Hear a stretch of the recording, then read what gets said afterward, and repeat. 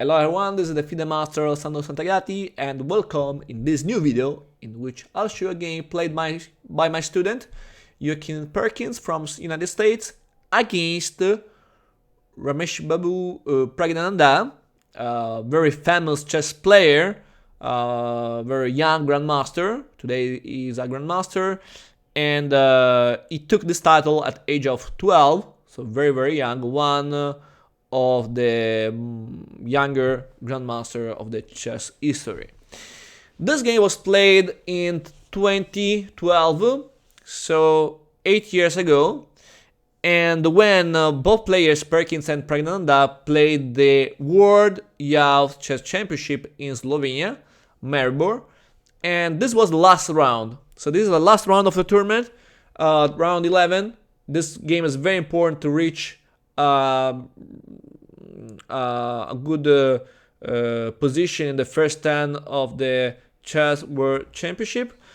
And let's see this game. Perkins was white, Praggnanandhaa black. So Perkins played d4, black played d5. So king's game, knight f3, knight c6, d4. So white is playing aggressively, he takes d4, c3, dc3, knight takes c3. This is the Goring Gambit. I made a video series about that, so if you follow me, I think you know that there are 10 videos about how to play with Goring Gambit with white, and I prepared this opening to play against Praggnanandhaa in this game. We prepared the game quite well, and I think this can be a good weapon, especially if they don't know that you play it, because it's not easy fight against the Goring Gambit.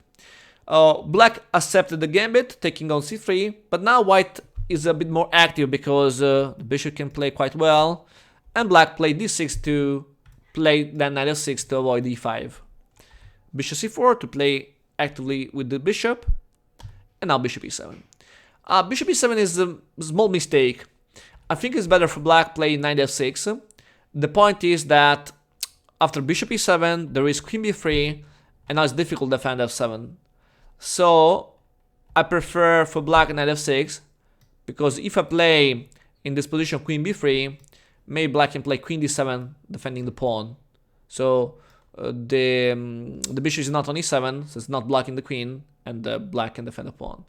For this reason, in this position, I think knight f6 is a better move for black.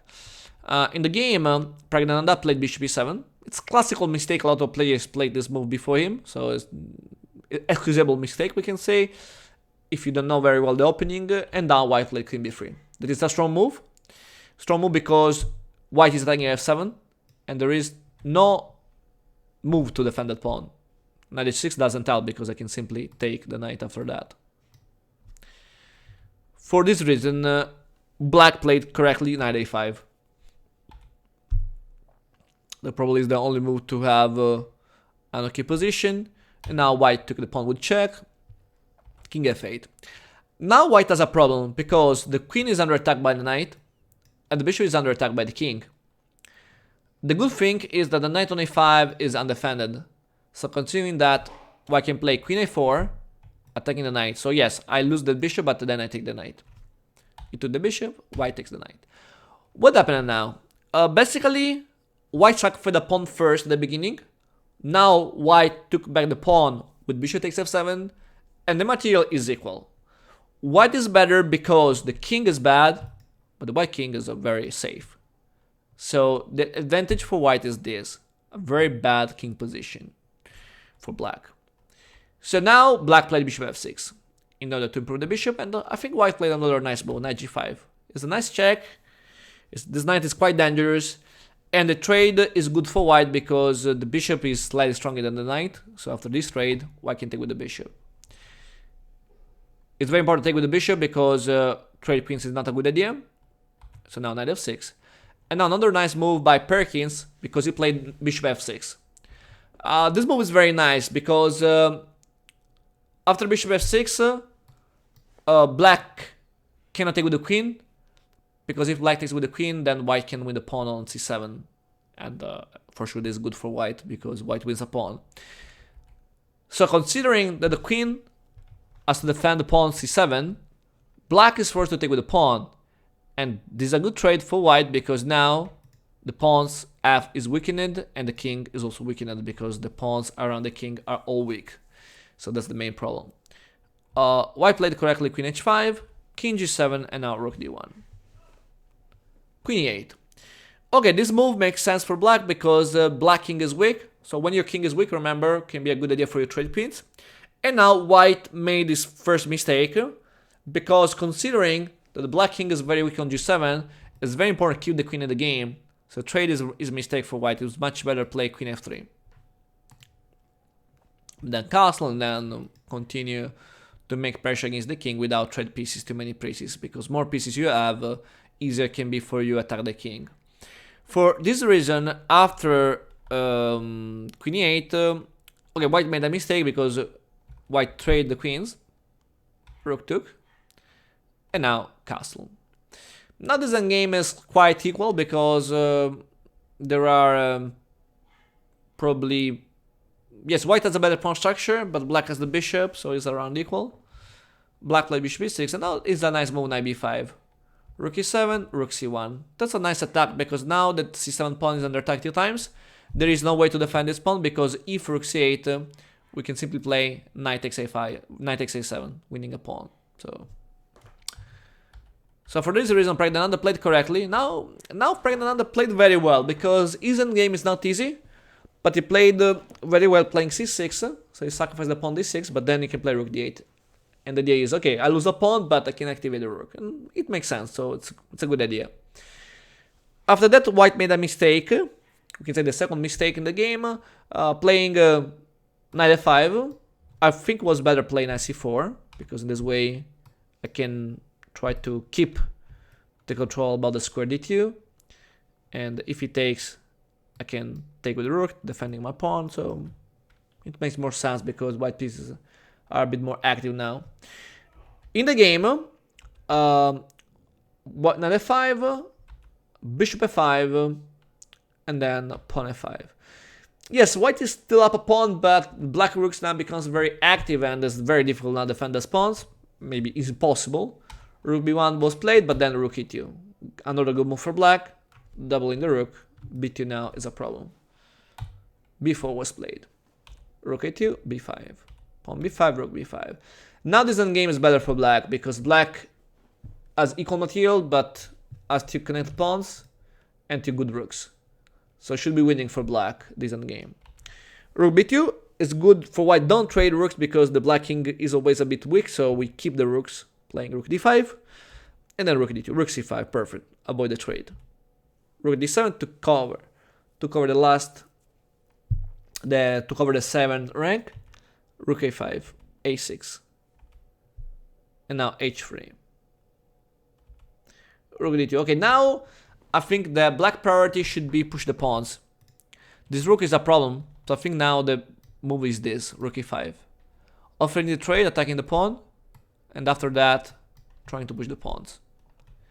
If black will play in this way, probably black will win at the end. But in the game, black played rook d2. He loses some tempos to rook a1, rook d5. Now it's different because now white, the rook is not on a5, so white can simply play g4 to defend the pawn. And then f3. I think now there was another nice option for black.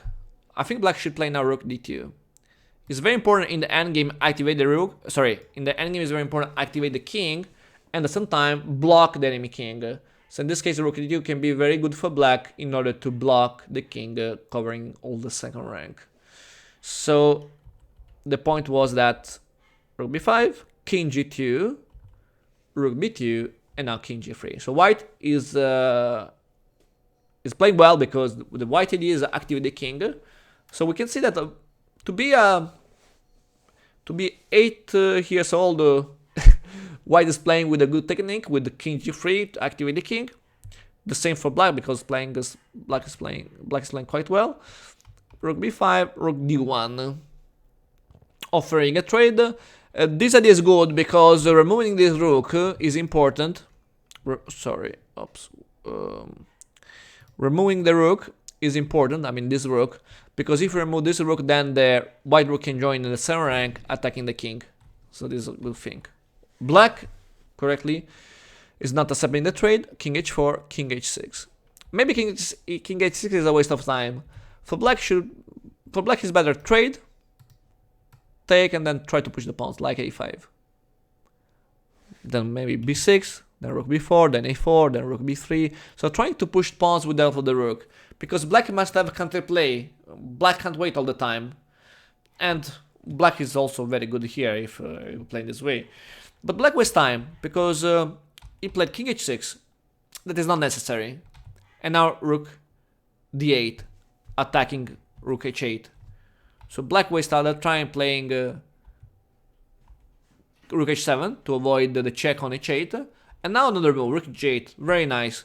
White is trying checkmate, so if you push the pawn, it's for sure blunder because there is mate on g6. So black played correctly this move to avoid the checkmate, and now rook here. Was also possible the check, followed by this move.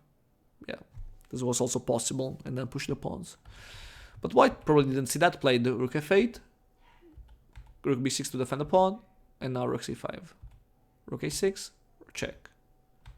Check, king h5. King h5 is very important, activate the king, and now the rook in the same rank, and now king g6, another nice move. White is always threatening checkmate. So we can see that black at the beginning was very good because black could have two very strong pass pawns, but black played bad because he wasted a lot of time, and white played okay because white improved his king, and now the activity of the king is the key of the game. The white king is more active, the rook now is also very good on c7, and black has to waste other time to avoid the checkmate, so black played king f8. Rook takes b7. And now the point is that after all this, white is up a pawn, and white has enough time to stop this pawn. And then white has 3 pawns against one in the other side, with the black king very, very weak at the moment. So, king g8, h4. White is improving the pawns, that's correctly. And the bad thing for black is that the rook can't move. The rook is passive, because if the rook will play, then white can take this pawn. h6, rook d1, rook a8, rook a1. It's very important now, black can't promote the pawn because white is playing checkmate. So that's a nice spread. And so black played correctly rook a8 over the checkmate, rook a1, rook a6. And now, for white is not good at the draw, white should try to play for a win, and white played correctly g5. Trying to open the way for the other pawn f. So g4, rook e1. Now again, the black promotion is impossible because white is threatening checkmate. For this reason, black has to play against rook rook a8 and then f7. Now white's threat is play. Sorry, the white threat is play. Rook e8. White is threatening this move. That is winning. So black is trying to play check, king h5, check again. And now very important, king h4, nice move, because now the king is protected by the enemy pawn, and there aren't other checks, and the rook e8 is coming. So there is no way to stop it. Black tried that, but after rook e8, rook takes e8, pawn takes e8, queen, white has enough time to take the pawn, and then white has enough time to close the game very quickly with this nice checkmate. And the game finishing this way. I remember this game was a game played in the World Youth Chess Championship 2012, and this was the last game in which Perkins won against Praggnanandhaa. With this victory, he was in the ranking, I think 10, with the same score of number 4. Great result because I remember it was the world champion under 8, played in Slovenia, Maribor. I hope that you enjoyed this video. If you have questions, feel free to write below, and have a good day. See you soon. Bye.